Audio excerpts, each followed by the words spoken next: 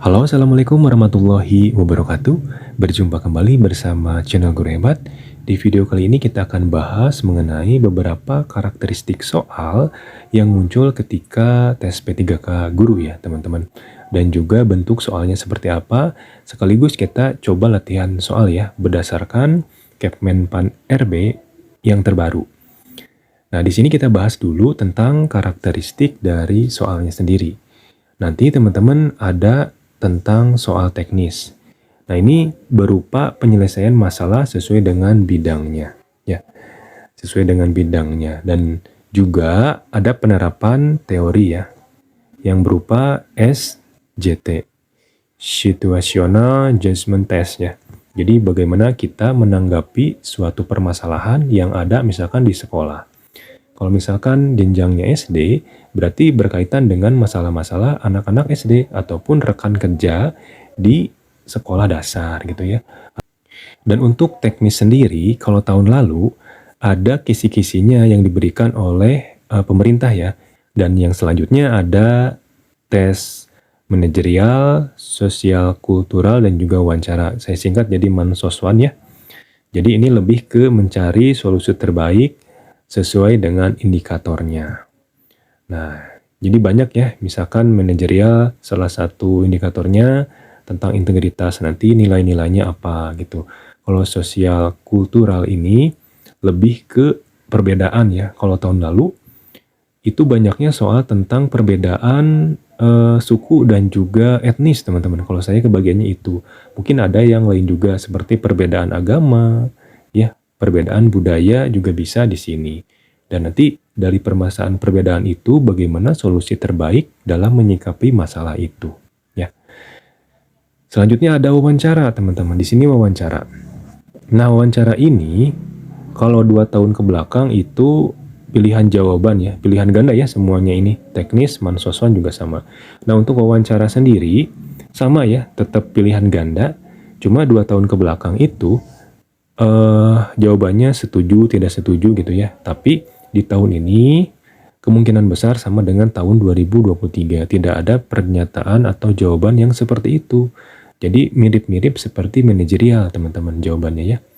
Nanti ada poinnya, mana poin terbaik di 4 pilihan yang ada di sana. Jadi untuk Mansoswan itu ada 4 pilihan dari A hingga D.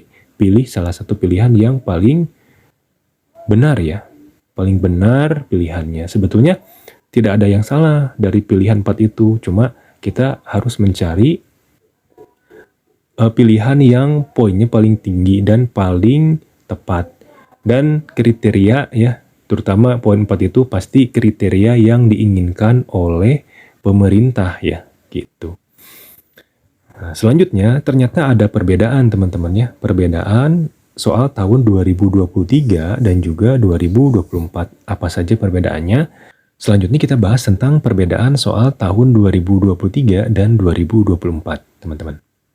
Jika teman-teman perhatikan, tahun 2023 dan 2024 jelas sangat beda, terutama pada kompetensi teknis ini ya. Nih. Nah, kalau tahun 2023 itu untuk teknis sendiri, ini dibagi 2 kategori teman-teman ya. Ada pelamar umum yang B, dan selain pelamar umum ini yang lebih prioritas seperti XTHK2 maupun guru non-ASN ya. Tapi untuk tahun 2024 ini tidak ada perbedaan itu ya berdasarkan Kepmenpan RB yang terbaru. Jadi semua kategori itu soalnya sama ya. Nih di sini nih. Nih ada tulisannya. Jadi untuk bobot jawaban benar, jadi untuk jawaban yang paling rendah itu poinnya 1, paling tinggi 5 ya. Kalau nggak dijawab 0. Ini sama dengan yang ini. Nah, saya simpulkan bahwa dari aturan ini, mau itu kategori apapun, soalnya itu SJT. Kenapa saya menyimpulkan demikian?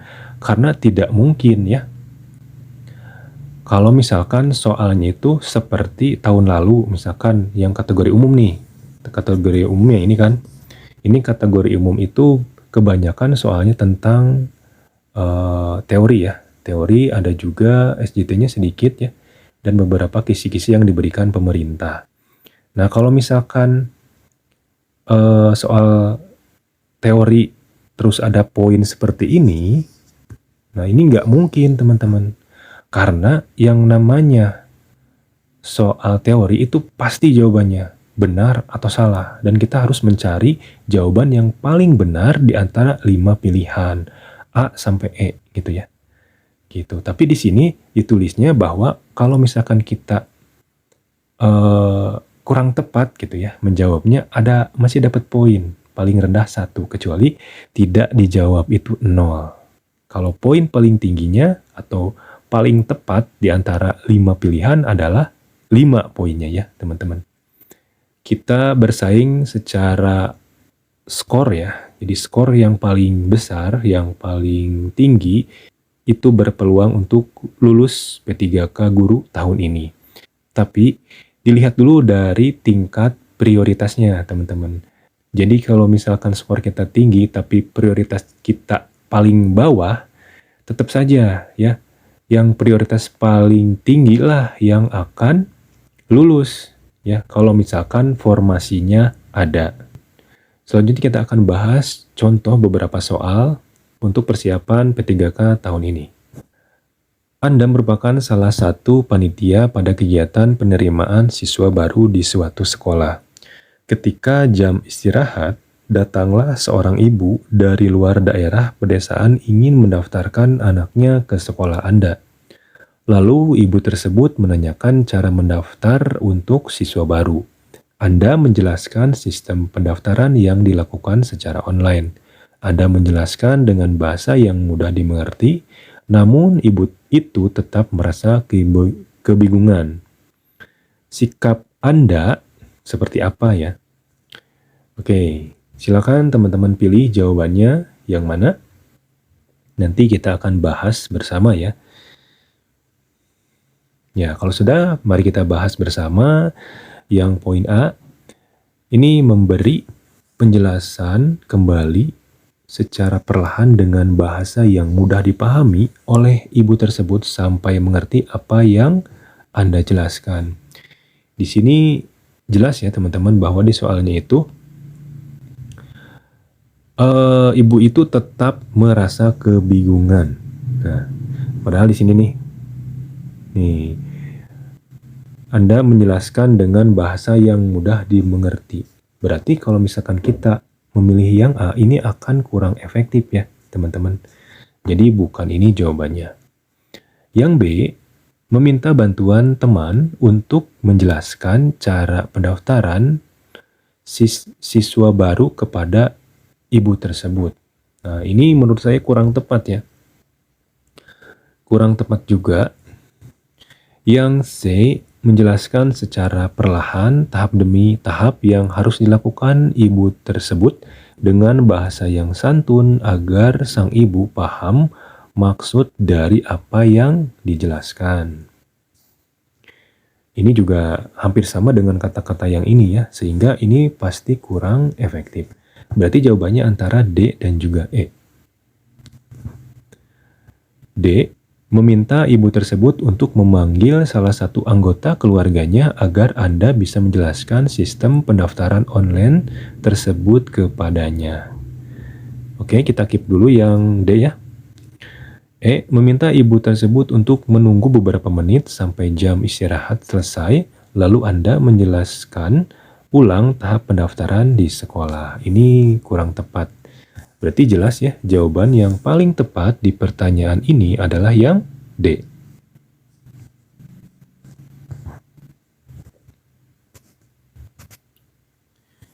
Kita lanjutkan ke soal manajerial.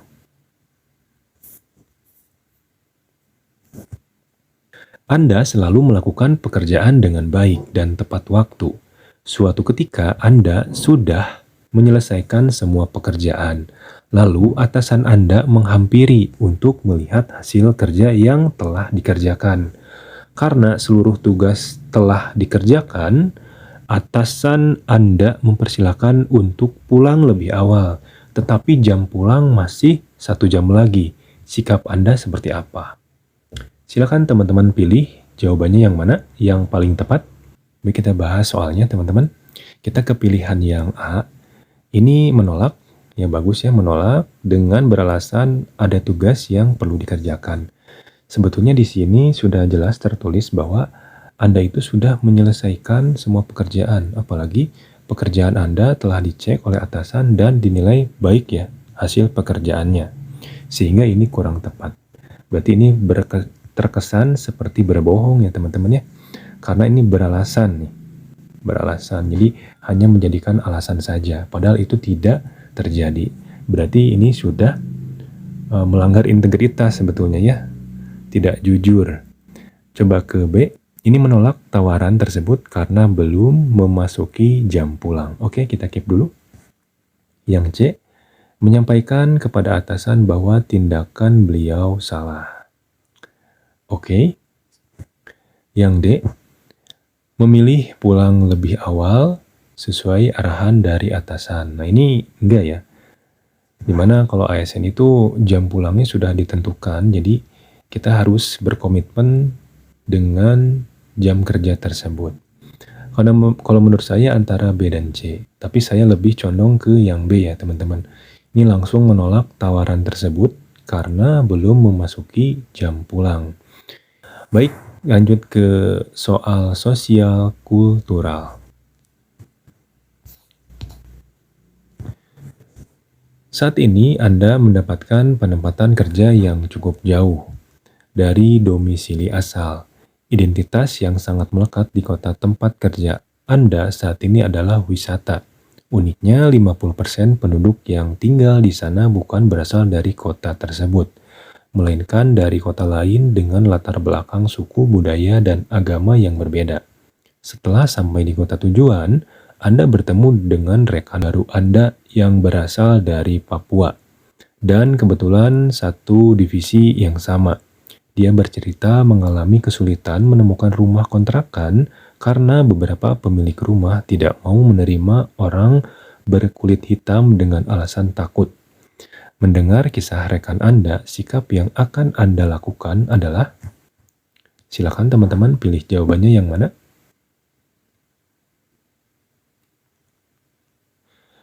Baik, kita langsung bahas. Boleh teman-teman stop dulu ya. Kalau misalkan mau dibaca dulu pilihannya, kita langsung bahas di sini. Yang A, sebagai bentuk kepedulian terhadap budaya, saya akan menemui pemilik rumah tersebut dan meminta untuk tidak memandang ras dan etnis terhadap orang lain. Nah, untuk pilihan yang A ini menurut saya kurang tepat ya.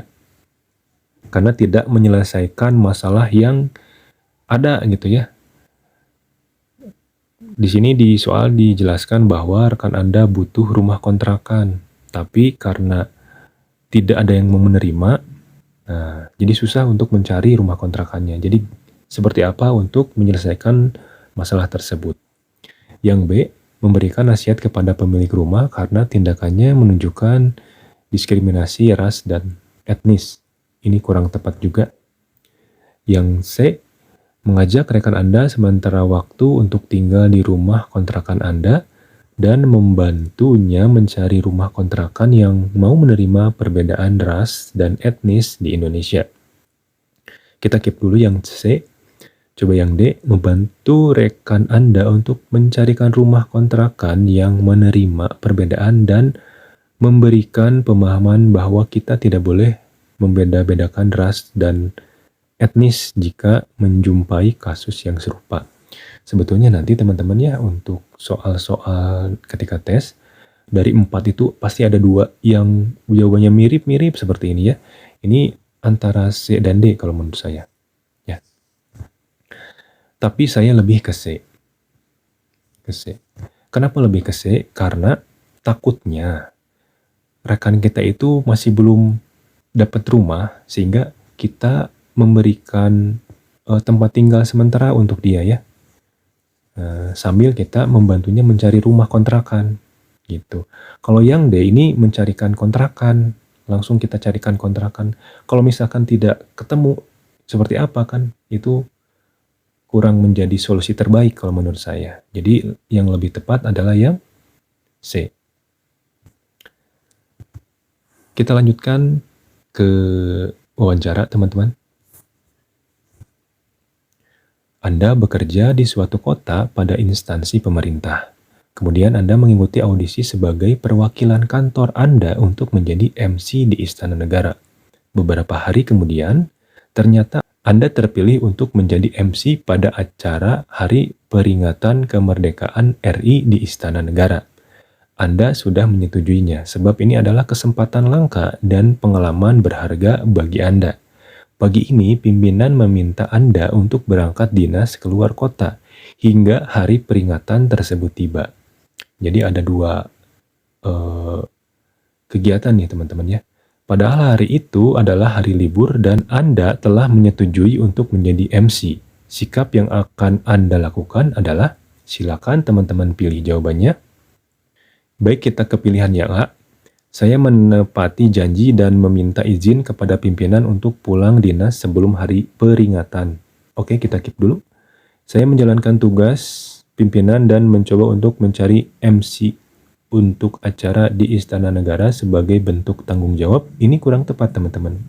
Usahakan teman-teman pilih jawaban yang dua kegiatan itu bisa diikuti. Ya. Yang ke C, saya berkomitmen menjalankan kedua kegiatan tersebut dengan mempertimbangkan risiko yang terjadi. Oke, kita keep dulu. Saya akan meminta izin langsung kepada pimpinan untuk tidak berangkat dinas karena harus mengikuti kegiatan di Istana Negara. Ini nggak mungkin yang D ya, karena dia menolak salah satunya. Berarti antara A ya teman-teman, antara A dan C. Kalau menurut saya ini yang A, karena di sini dituliskan bahwa menepati janji dan meminta izin kepada pimpinan untuk pulang dinas sebelum hari peringatan. Berarti Anda ini mengikuti kedua acara tersebut. Walaupun memang nanti ketika dinas sebelum hari peringatan izin untuk pulang terlebih dahulu untuk mengikuti acara MC tadi ya. Dan ini merupakan keputusan yang paling logis, di mana tempat dari pelaksanaan dua kegiatan ini berbeda ya. Walaupun nanti Anda akan izin ke atasan karena akan mengikuti kegiatan tertentu. Ya, ini menurut saya lebih tepat daripada yang C.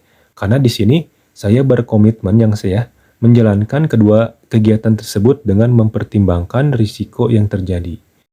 Kalau misalkan mencoba untuk melaksanakan dua kegiatan bersamaan, dilihat dari soal ini tidak mungkin karena perbedaan kota ya. Ini di luar kota dan kedua tempatnya ini berjauhan teman-teman. Sehingga ini tidak memungkinkan untuk bisa dilakukan dua kegiatan ini. Belum lagi nanti waktunya akan bentrok. Ya itu mungkin ya untuk latihan soal kita tentang teknis, manajerial, sosial, kultural, dan juga wawancara. Mudah-mudahan bisa membantu teman-teman dan bisa memberikan gambaran ketika nanti tes. Terima kasih teman-teman. Jangan lupa di like, di komen, dan juga di subscribe channel ini agar semakin berkembang lagi. Terima kasih. Wassalamualaikum warahmatullahi wabarakatuh. Sampai jumpa lagi di video berikutnya.